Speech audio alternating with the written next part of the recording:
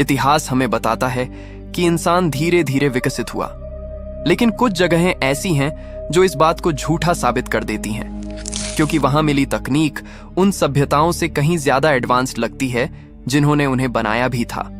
सोचिए, हजारों साल पहले लोग समुद्र की लहरों को कंट्रोल कर रहे थे। भूमिगत कमरों में आवाज बिना किसी डिवाइस के ट्रैवल कर रही थी। तांबे पर हजारों साल टिकने वाली माइक्रो एनग्रेविंग की जा रही थी, और बिजली का कॉन्सेप्ट आने से सदियों पहले बैटरी बनाई जा चुकी थी। यहां तक कि कुछ मंदिरों में ऐसे प्रतीक हैं जिन्हें देखकर लगता है जैसे किसी ने भविष्य की तकनीक को हजारों साल पहले ही दीवारों पर उकेर दिया हो। अगर ये सब सिर्फ कहानियां होती तो शायद हम मान भी लेते, लेकिन ये सब कुछ असली है और दुनिया के अलग अलग हिस्सों में मिला है। Number 1, the Lothal dockyard. जब हम एंशिएंट इंजीनियरिंग की बात करते हैं तो दिमाग में मिस्र के पिरामिड्स या रोम की इमारतें आती हैं, लेकिन एक ऐसी जगह भारत में भी है जहां इंसानों ने सिर्फ इमारतें नहीं बनाई, उन्होंने समुद्र को समझा, मापा और उसे अपने हिसाब से चलाया। गुजरात के लोथल में मिला 5000 साल पुराना डॉकयार्ड इसी बात का सबसे बड़ा सबूत है। ये कोई सामान्य बंदरगाह नहीं था। इस जगह को इतने सोच समझकर बनाया गया है कि आज के मरीन इंजीनियर्स भी इसे देखकर हैरान हैं। डॉकयार्ड का पूरा स्ट्रक्चर टाइड्स को ध्यान में रखकर बनाया गया था। समुद्र का पानी कितना ऊपर आएगा, कितना नीचे जाएगा, किस डायरेक्शन से प्रेशर पड़ेगा, हर चीज पहले से कैलकुलेट की गई लगती है। इसकी दीवारों का एंगल ऐसा है कि पानी का फोर्स खुद ब खुद डिवर्ट हो जाता था, और जो गेट्स बने हैं वो पानी के फ्लो और प्रेशर को कंट्रोल करते थे, बिल्कुल मॉडर्न हाइड्रोलिक सिस्टम्स की तरह। अब सवाल ये उठता है, 5000 साल पहले किसने मरीन इंजीनियरिंग इतनी डिटेल में समझाई? ये सिर्फ व्यापार की जरूरत थी, या उस दौर में समुद्र विज्ञान की समझ हमसे भी गहरी थी? लोथाल का डॉकयार्ड छोटा दिख सकता है, लेकिन यह साबित करता है कि हड़प्पा सभ्यता सिर्फ एडवांस्ड नहीं थी, वो अपने समय से कई कदम आगे थी। Number 2, the acoustic chambers of Chavin. Peru के चवीन मंदिरों में कुछ ऐसे अंडरग्राउंड कमरे मिले हैं जिन्हें देखकर आर्कियोलॉजिस्ट भी हैरान रह गए। इन कमरों की शेप और अंदर की दीवारों का एंगल ऐसा बनाया गया है कि आवाज एक जगह से दूसरी जगह बिना खोए ट्रैवल होती है, बिल्कुल मॉडर्न अकूस्टिक इंजीनियरिंग की तरह। यहां एक व्यक्ति धीमे से भी बोलता है तो उसकी आवाज दूर वाले कमरे में ऐसे सुनाई देती है जैसे वो बिल्कुल पास खड़ा हो।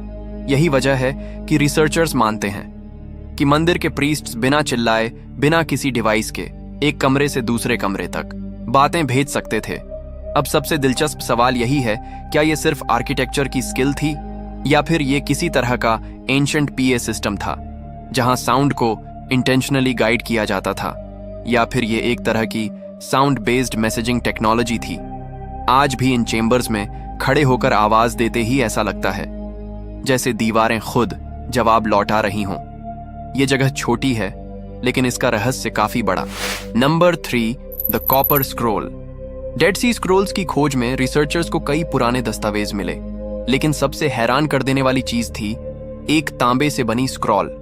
ये कोई कागज या चमड़े की किताब नहीं थी, बल्कि पूरी मैप तांबे की पट्टी पर खुदी हुई थी। तांबा पर लिखना आज भी मुश्किल माना जाता है, फाइन, साफ और बराबर अक्षर उकेरने के लिए। तो मॉडर्न टूल्स भी कई बार परफेक्टली काम नहीं करते, लेकिन ये स्क्रॉल करीब 2000 साल पुरानी है और उस पर लिखावट इतनी सटीक है कि देखकर लगता ही नहीं कि इसे हाथों से बनाया गया होगा। यही बात इसे सबसे ज्यादा मिस्टीरियस बनाती है। आखिर उस समय कौन सी तकनीक थी जिसने इतनी साफ एनग्रेविंग तांबे जैसे मेटल पर कर दिखाई? जब एक्सपर्ट्स ने स्क्रॉल को पढ़ा तो उसमें किसी कहानी या धार्मिक टेक्स्ट की जगह हिडन लोकेशंस की लिस्ट मिली, जहां सोना, चांदी, पवित्र वस्तुएं और मंदिर की कीमती सामग्री छुपाई गई थी। कुछ स्कॉलर्स का मानना है कि ये एक तरह का ट्रेजर इन्वेंट्री है जो समय के साथ नष्ट न हो, इसलिए तांबे पर लिखा गया, क्योंकि तांबा हजारों वर्षों तक सुरक्षित रह सकता है। लेकिन कई रिसर्चर्स एक और सवाल उठाते हैं, अगर ये सिर्फ खजाने की लिस्ट थी तो इसे इतने रेयर और कठिन तरीके से क्यों बनाया गया? क्या ये सिर्फ धन का रिकॉर्ड था या किसी एंशिएंट वॉल्ट सिस्टम का पूरा रिकॉर्ड? कॉपर स्क्रोल आज भी एक ऐसा रहस्य बना हुआ है जो हमें ये सोचने पर मजबूर कर देता है शायद प्राचीन दुनिया हमारी सोच से कहीं ज्यादा एडवांस्ड थी। Number 4, Baghdad battery. कभी कभी इतिहास हमारे सामने ऐसी चीज रख देता है जिसे देखकर सबसे पहला सवाल यही आता है, ये यहां कैसे हो सकता है। इराक की खुदाई में मिली मिट्टी की ये जार बिल्कुल वैसी ही थी, दिखने में साधारण, लेकिन जैसे ही आर्कियोलॉजिस्ट्स ने इसे खोला तो अंदर मिला एक तांबे का सिलेंडर, उसके भीतर लोहे की छड़ और नीचे ऐसे निशान जैसे कभी इसमें कोई लिक्विड भरा रहा हो। पहली नजर में किसी को समझ नहीं आया, लेकिन जब वैज्ञानिकों ने इसे ध्यान से असेंबल करके टेस्ट किया तो ये चीज करंट पैदा करने लगी, बिल्कुल एक छोटी बैटरी की तरह। और बस यहीं से असली रहस्य शुरू हो जाता है। ये जार लगभग 2000 साल पुरानी है। उस समय न तो बिजली का कोई कंसेप्ट था, न कोई ऐसा रिकॉर्डेड टूल जो बैटरी जैसी चीज बनाने की जानकारी देता हो। फिर भी ये ऑब्जेक्ट इलेक्ट्रिसिटी जनरेट करता है। कुछ रिसर्चर्स मानते हैं कि ये सिर्फ प्रयोग नहीं था, बल्कि किसी एंशिएंट टेक्नोलॉजी का हिस्सा हो सकता है, क्योंकि इसका डिजाइन इतना सीधा और फंक्शनल है कि ये केवल एक्सीडेंटल डिस्कवरी जैसा नहीं लगता। बगदाद बैटरी जितनी सिंपल दिखती है, उसे समझने में उतनी ही कठिनाई होती है। असल में ये उन रेयर आर्टिफैक्ट्स में से एक है जो जितना ज्यादा समझने की कोशिश करो उतना ही और गहरा सवाल खड़ा कर देती है। Number 5, Abydos temples stargate. कुछ जगहें ऐसी होती हैं जहां सिर्फ इतिहास नहीं बल्कि रहस्य खुद बोलता है। मिस्र का एबिडोस टेम्पल उन्हीं में से एक है।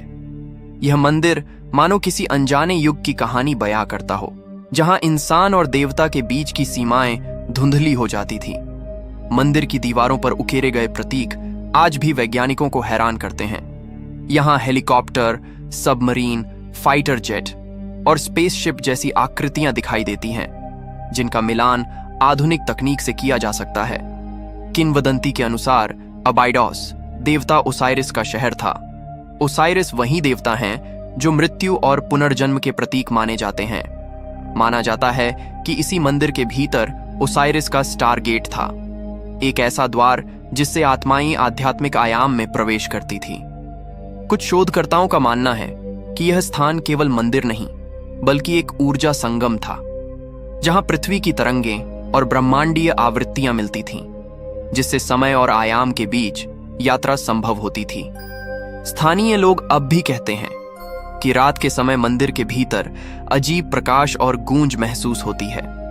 कुछ यात्रियों ने बताया कि मंदिर के केंद्र में खड़े होने पर उन्हें हल्का कंपन और शरीर में बिजली जैसी लहर महसूस हुई, जैसे कोई अदृश्य स्टारगेट अभी भी खुला हुआ हो। एबिडोस टेम्पल आज भी यह सवाल छोड़ता है, क्या ये सिर्फ प्राचीन धार्मिक प्रतीक हैं या मानव इतिहास की वह झलक जो हमें समय और आयाम के बीच छिपे रहस्यों तक ले जाती है।